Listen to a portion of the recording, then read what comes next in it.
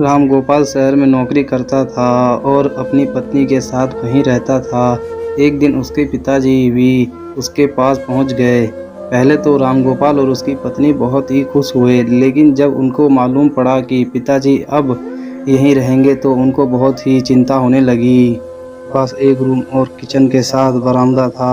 रात को सब लोग डिनर बरामदे में ही करते थे। राम गोपाल के पिताजी कभी कुर्सी पर बैठकर खाना नहीं खाया करते थे, इसीलिए जब भी वो उनके साथ डिनर करते थे बहुत ज़्यादा खाना टेबल पर गिर जाता था और कभी कभी तो डिनर से प्लेट गिर जाती और टूट जाती थी। कुछ दिनों तक तो वे सब राम गोपाल और उसकी पत्नी ने बर्दाश्त किया, लेकिन एक दिन उसकी पत्नी बोली, ये रोज़ रोज़ नहीं चल पाएगा। गोपाल और उसकी पत्नी ने अपने पिता के लिए लोहे का थाली बनवा दिया और उनको अब अलग किचन में ही बैठकर खिलाते थे और जब मन करता था कुछ भी बोल देते थे, लेकिन बूढ़ा बाप क्या करे, चुपचाप सुनता रहता था।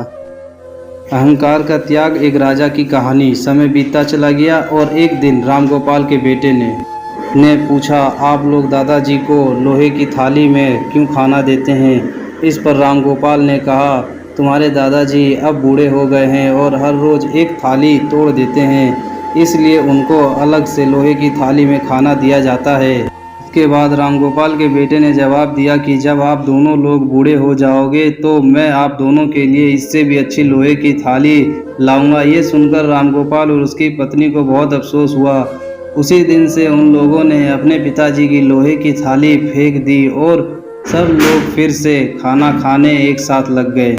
इस कहानी से हम लोगों को ये सीख मिलती है कि हम अपने बड़ों के साथ जैसे करेंगे हमारे छोटे भी वैसे ही हमारे साथ करेंगे। कहानी आप लोगों को कैसी लगी कमेंट में ज़रूर बताएं दोस्तों, और चैनल को सब्सक्राइब करके जाएं। आपके एक लाइक से हमें बहुत मोटिवेशन मिलता है दोस्तों। धन्यवाद, मिलते हैं अगली